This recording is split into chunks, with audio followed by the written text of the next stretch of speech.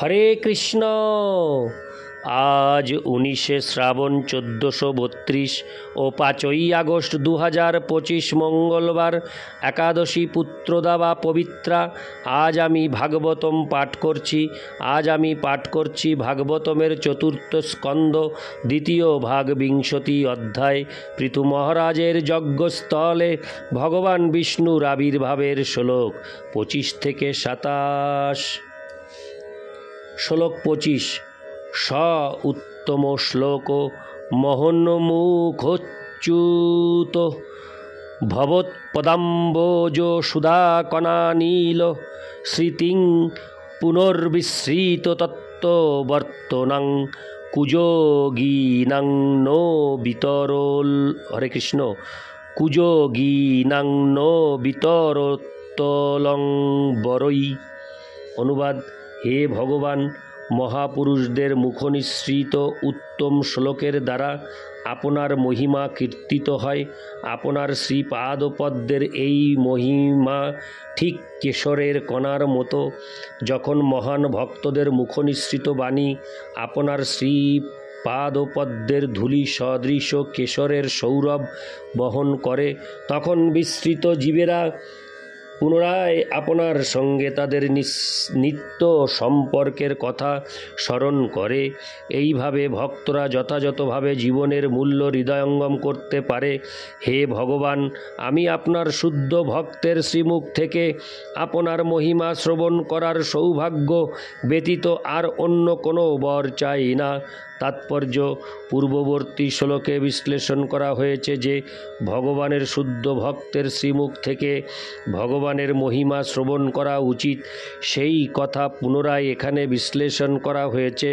শুদ্ধ ভক্তের মুখনিসৃত চিন্ময় শব্দ তরঙ্গ এতই বীর্যবতী যে তা ভগবানের সঙ্গে জীবের নিত্য সম্পর্কের স্মৃতি পুনর্জাগরিত করতে পারে। এই জগতে মায়ার বশীভূত হওয়ার ফলে ভগবানের সঙ্গে আমাদের সম্পর্ক আমরা বিস্মৃত হয়েছি। ঠিক যেমন গভীর নিদ্রায় মগ্ন মানুষ তার কর্তব্য ভুলে যায়। বেদে বলা হয়েছে যে আমরা সকলে মায়ার প্রভাবে নিদ্রাচ্ছন্ন হয়ে রয়েছি। এই নিদ্রিত অবস্থা থেকে জেগে উঠে আমাদের প্রকৃত সেবায় যুক্ত হওয়া অবশ্য কর্তব্য, এবং এইভাবে আমরা এই মনুষ্য জীবনের অপূর্ব সুযোগ যথাযথভাবে সদ্ব্যবহার করতে পারি।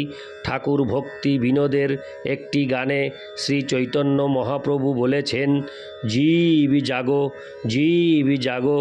ভগবান প্রতিটি জীবকে জেগে উঠে ভগবানের সেবায় যুক্ত হওয়ার জন্য অনুরোধ করছেন, যাতে এই মনুষ্য জীবনে তার উদ্দেশ্য সফল হতে পারে। জেগে ওঠার এই বাণী শুদ্ধ ভক্তের শ্রীমুখ থেকে নিঃসৃত হয়। শুদ্ধ ভক্ত সর্বদাই ভগবানের শ্রীপাদপদ্মের আশ্রয় গ্রহণ করে ভগবানের সেবায় যুক্ত থাকেন। তাই তিনি ভগবানের শ্রীপাদপদ্মের কেশর সদৃশ কৃপাকণার সঙ্গে সরাসরিভাবে সম্পর্কযুক্ত। শুদ্ধ ভক্তের বাণী যদিও জড় আকাশের শব্দেরই মতো, তবুও তার সেই বাণী এমনই বীর্যবতী যে তা ভগবানের শ্রীপাদপদ্মের কেশরকণা স্পর্শ করে। কোনো নিদ্রিত ব্যক্তি যখন শুদ্ধ ভক্তের মুখনিসৃত বীর্যবতী বাণী শ্রবণ করে, তৎক্ষণাৎ ভগবানের সঙ্গে তার নিত্য সম্পর্কের কথা মনে পড়ে যায়। যদিও সেই ক্ষণ পর্যন্ত সে সব কিছু ভুলেছিল, তাই সকাম কর্ম, মনোধর্মী জ্ঞান অথবা জড়া প্রকৃতির গুণের প্রভাব থেকে মুক্ত এবং ভগবানের শ্রীপাদপদ্মে সম্পূর্ণরূপে শরণাগত শুদ্ধ ভক্তের শ্রীমুখ থেকে বদ্ধ জীবদের শ্রবণ করা অত্যন্ত গুরুত্বপূর্ণ। আমরা সকলেই হচ্ছি কুযোগী, কারণ ভগবানের নিত্য সেবক রূপে তার সঙ্গে আমাদের নিত্য সম্পর্কের কথা ভুলে গিয়ে আমরা এই জড় জগতের সেবায় যুক্ত হয়েছি। আমাদের কর্তব্য হচ্ছে সেই কুযোগীর স্তর থেকে সুযোগীর স্তরে উন্নীত হওয়া, শুদ্ধ ভক্তের শ্রীমুখ থেকে শ্রবণ করার পন্থা সমস্ত বৈদিক শাস্ত্রে বিশেষ করে শ্রী চৈতন্য মহাপ্রভু বিশেষভাবে অনুমোদন করেছেন। মানুষ তার নিজের অবস্থাতেই থাকতে পারেন, তা যে অবস্থাতেই হোক না কেন, কিন্তু শুদ্ধ ভক্তের শ্রীমুখ থেকে শ্রবণ করার ফলে তিনি ধীরে ধীরে ভগবানের সঙ্গে তার সম্পর্কের কথা হৃদয়ঙ্গম করতে পারেন এবং তার ফলে তারা প্রেমময়ী সেবায় যুক্ত হন। এইভাবে জীবন সম্পূর্ণরূপে সার্থক হতে পারে। তাই শুদ্ধ ভক্তের শ্রীমুখ থেকে শ্রবণ করার এই পন্থা পারমার্থিক উন্নতি সাধনের পক্ষে অত্যন্ত গুরুত্বপূর্ণ। ইতি শ্লোক 25 শ্লোক 26 যশো শিবং শুশ্রব আর্য সঙ্গমে যদৃচ্ছয়া চোপশ্রীণতি তেষু সকৃত কথং গুণজ্ঞ বীরমেদ্দিনা পশুং শ্রীর্যৎ প্রবব্রে গুণসংগ্রহেচ্ছয়া। অনুবাদ: হে মহা মহিমান্বিত ভগবান, কেউ যদি শুদ্ধ ভক্তের সাহচর্যে আপনার কার্যকলাপের মহিমা একবারও শ্রবণ করেন এবং তিনি যদি একটি পশু না হন, তাহলে ভগবত ভক্তের সঙ্গ তিনি ত্যাগ করতে পারবেন না, কারণ কোনো বুদ্ধিমান ব্যক্তি তা কখনো করবে না। আপনার মহিমা শ্রবণ ও কীর্তনের পূর্ণ পন্থা লক্ষ্মী দেবীও গ্রহণ করেছেন। তিনি কেবল আপনার অনন্ত কার্যকলাপ ও অপ্রাকৃত মহিমা শ্রবণ করার জন্য সর্বদা উৎসুক। তাৎপর্য: এই সংসারে ভগবত ভক্তের সঙ্গ আর্য সঙ্গম সবচাইতে গুরুত্বপূর্ণ।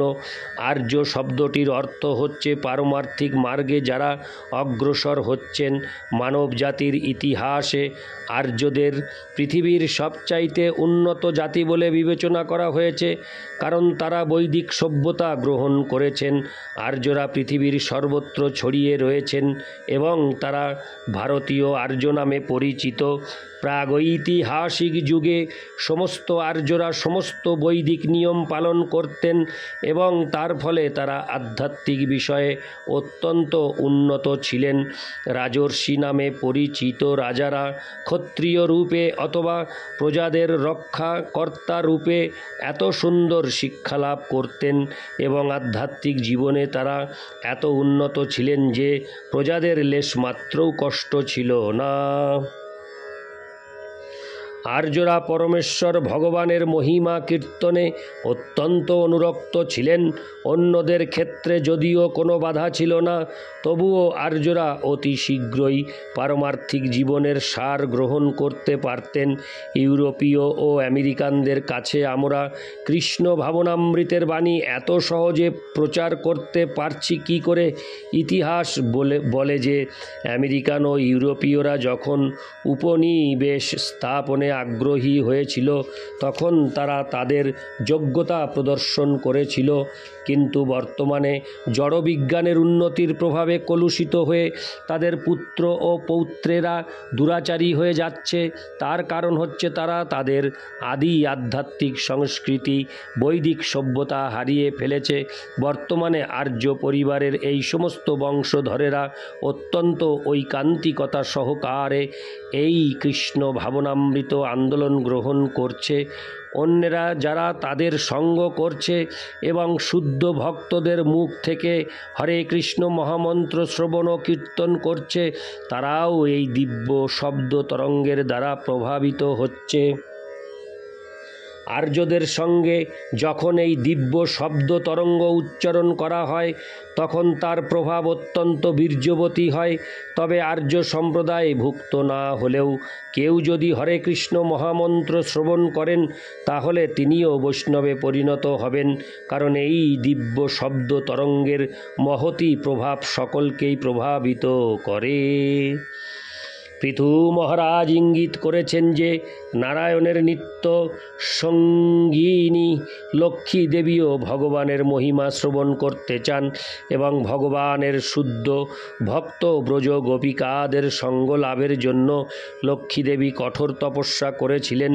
নির্বিশেষবাদীরা প্রশ্ন করতে পারে, কৈবল্য বা মুক্তি অথবা ভগবানের অস্তিত্বে লীন হয়ে যাওয়ার চেষ্টা না করে বহু বছর ধরে নিরন্তর কেবল হরে কৃষ্ণ মহামন্ত্র কীর্তন করে কী লাভ হবে? তার উত্তরে পৃথু মহারাজ বলেছেন যে এই কীর্তনের আকর্ষণ এমনই মহৎ যে কেউ যদি নিছক একটি পশু না হয় তাহলে তার পক্ষে এই পন্থা পরিত্যাগ করা সম্ভব নয়। এমনকি কেউ যদি ঘটনাক্রমেও এই দিব্য শব্দ তরঙ্গের সান্নিধ্য লাভ করে তাহলে তার ক্ষেত্রেও তাই হয়। এই বিষয়ে পৃথু মহারাজ অত্যন্ত দৃঢ়তার সঙ্গে বলেছেন, একটি পশুই কেবল হরে কৃষ্ণ মহামন্ত্র কীর্তনের অনুশীলন ত্যাগ করতে পারে। যারা পশু নয়, পক্ষান্তরে প্রকৃতই বুদ্ধিমান উন্নত সভ্য মানুষ, তারা কখনো হরে কৃষ্ণ কৃষ্ণ কৃষ্ণ হরে হরে, হরে রাম রাম রাম হরে হরে এই হরে কৃষ্ণ মহামন্ত্র কীর্তন ত্যাগ করতে পারেন না। ইতি শ্লোক 26। শ্লোক 27। অথা ভজে তাখিল পুরুষোত্তমং গুণালয়ং পদ্ম করে বোলালস অপ্পাবয়োরেকোপতিস্পৃধ কলীর্ণ সৎকৃতচ্চরণৈকতানয়। অনুবাদ।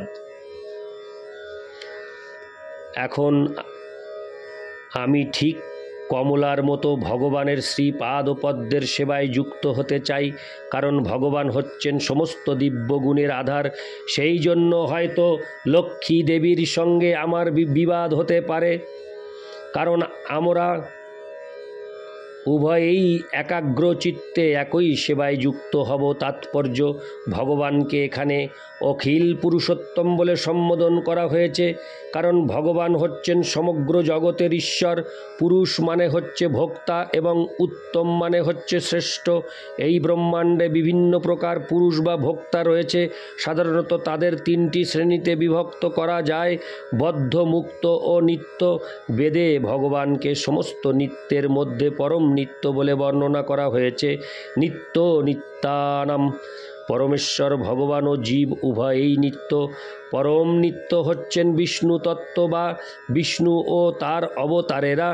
অতএব নিত্য বলতে কৃষ্ণ থেকে শুরু করে মহাবিষ্ণু, নারায়ণ ও শ্রীকৃষ্ণের অন্যান্য অবতারদের ইঙ্গিত করে। ব্রহ্মসংহিতায় বলা হয়েছে, রামাদি মূর্তিষু রাম, নৃসিংহ, বরাহ আদি ভগবান বিষ্ণুর অনন্ত কোটি অবতার রয়েছেন এবং তাদের সকলকেই বলা হয় নিত্য, যারা কখনো এই জড় জগতে আসেননি। মুক্ত শব্দটি সেই সমস্ত জীবেদের ইঙ্গিত করে। বদ্ধ জীব হচ্ছে তারা যারা প্রায় নিত্যকাল ধরে এই জড় জগতে রয়েছে। বদ্ধরা জড়া প্রকৃতির ত্রিতাপ দুঃখ থেকে মুক্ত হয়ে আনন্দ লাভ করার জন্য কঠোর সংগ্রাম করছে, কিন্তু মুক্তরা ইতিমধ্যেই বন্ধন মুক্ত। তারা কখনো এই জড় জগতে আসেন না। শ্রী বিষ্ণু হচ্ছেন এই জড় জগতের অধীশ্বর এবং জড়া প্রকৃতির দ্বারা তার নিয়ন্ত্রিত হওয়ার কোনো প্রশ্নই ওঠে না। তাই শ্রী বিষ্ণুকে এখানে পুরুষোত্তম বলে বর্ণনা করা হয়েছে। অর্থাৎ তিনি বিষ্ণু তত্ত্ব এবং জীবতত্ত্বের মধ্যে শ্রেষ্ঠ। ভগবান শ্রী বিষ্ণুর সঙ্গে জীবতত্ত্বের তুলনা করা অথবা তাদের সমপর্যায়ভুক্ত বলে মনে করা একটি মহা অপরাধ। মায়াবাদীরা জীব ও ভগবানকে সমান ও এক বলে মনে করে। সেটি ভগবানের শ্রীপাদপদ্মে সবচাইতে গর্হিত অপরাধ। এই জড় জগতে আমরা দেখতে পাই যে উন্নত স্তরের ব্যক্তি নিকৃষ্ট স্তরের দ্বারা পূজিত হন, তেমনি পুরুষোত্তম ভগবান শ্রীকৃষ্ণ বা শ্রী বিষ্ণু সর্বদাই অন্যদের দ্বারা পূজিত হন। পৃথু মহারাজ তাই ভগবান শ্রী বিষ্ণুর শ্রীপাদপদ্মের সেবায় যুক্ত হতে মনস্থ করেছেন। পৃথু মহারাজকে শ্রী বিষ্ণুর একজন অবতার বলে বিবেচনা করা হয়, কিন্তু তিনি হচ্ছেন শক্তাবেশ অবতার। এই শ্লোকে আর একটি গুরুত্বপূর্ণ শব্দ হচ্ছে গুণালয়ম, যা ইঙ্গিত করে যে শ্রী বিষ্ণু হচ্ছেন সমস্ত গুণের উৎস। মায়াবাদীরা তাদের নির্বিশেষ দৃষ্টিভঙ্গির পরিপ্রেক্ষিতে মনে করে যে পরম তত্ত্ব হচ্ছেন নির্গুণ, সমস্ত গুণরহিত। কিন্তু প্রকৃতপক্ষে ভগবান হচ্ছেন সমস্ত গুণের উৎস। ভগবানের সবচাইতে মাহাত্ম্যপূর্ণ একটি গুণ হচ্ছে তার ভক্তদের প্রতি তার অনুরাগ। তাই তাকে বলা হয় ভক্ত বৎসল। ভক্তরা সর্বদাই ভগবানের শ্রীপাদ ও পদ্মের সেবায় আগ্রহী এবং ভগবানও তার ভক্তদের প্রেমময়ী সেবা গ্রহণে অত্যন্ত আগ্রহী। এই সেবার বিনিময়ে নানা প্রকার দিব্য আস্বাদন হরে কৃষ্ণ এই সেবার বিনিময়ে নানা প্রকার দিব্য আদান প্রদান হয়, যাদের বলা হয় দিব্য গুণাত্মক কার্যকলাপ। ভগবানের দিব্য গুণাবলীর কয়েকটি হচ্ছে যে তিনি সর্বজ্ঞ, সর্বব্যাপ্ত, সর্বশক্তিমান, সর্বকারণের পরম কারণ, পরম সত্য, সমস্ত আন্দোলনের উৎস, সমস্ত জ্ঞানের উৎস, সর্বমঙ্গলময় ইত্যাদি। লক্ষ্মীদেবীর সঙ্গে পৃথু মহারাজ ভগবানের সেবা করার বাসনা করেছিলেন, কিন্তু তার অর্থ এই নয় যে তিনি মাধুর্য রসে অবস্থিত ছিলেন।